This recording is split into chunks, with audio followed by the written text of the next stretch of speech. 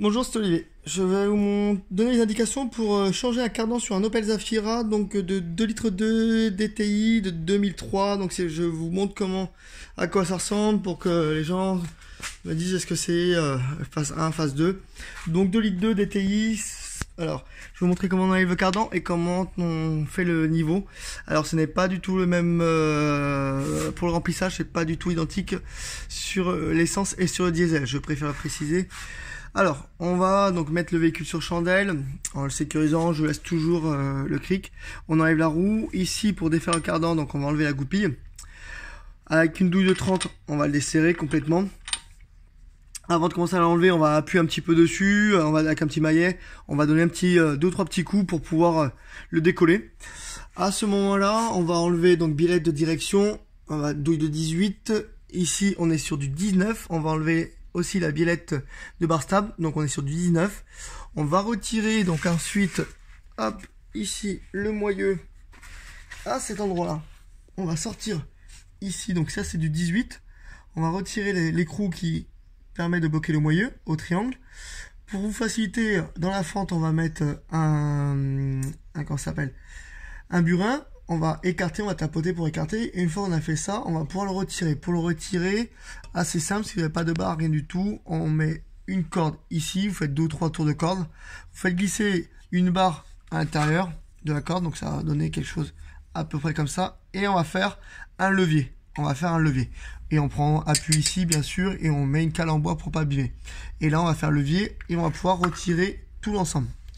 Une fois que tout est enlevé, on va pouvoir mettre sur le côté tout son ensemble.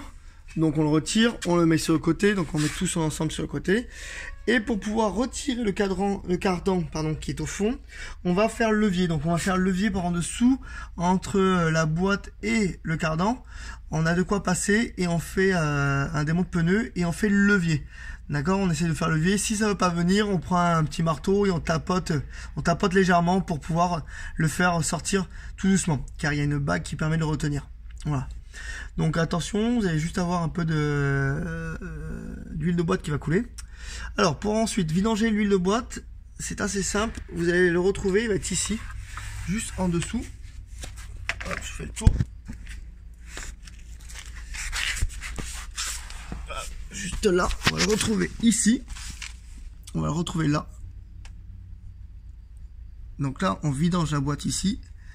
Et pour remplir, c'est pareil, il va falloir ici, je pense que... alors, est-ce qu'une clé à laine classique peut passer? Non. Donc pareil, en fait, que ce soit pour en haut ou pour en bas, il va falloir prendre une clé à laine de 8 et couper de moitié pour pouvoir l'introduire.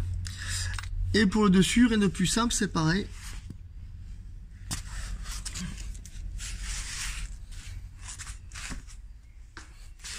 On accède par ici, juste là. Voilà, il y a déjà ma clé qui est en place. Je ne sais pas si vous voyez un peu. Déjà, il y a la clé qui est déjà en place. Voilà. Donc rien de plus simple, on le fait ici. J'ai retiré la clé pour que vous voyez bien où est-ce que c'est situé. Voilà.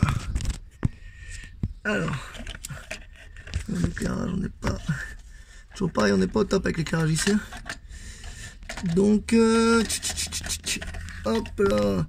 Voilà, on le voyait. Voilà, vous voyez, juste là, voilà. Le point qui est éclairé, c'est là. La lumière, alléluia. Voilà. Ici. Donc, juste à côté du cardan. Donc, rien de très bien compliqué pour remplir ensuite. Donc, bien sûr, seringue. Voilà, n'hésitez pas. Pour le couple, vous avez sur internet des explications. Donc normalement, d'après ce que j'ai pu voir, donc pas mal de forums, mais c'était sur du serrage de moyeu après avoir remplacé le roulement. On disait de serrer à 120, plus desserrer à 45, plus serrer après. Apparemment, ça serait 20 et plus ou moins 80, je crois, d'angle. Voilà. Bonne journée à vous.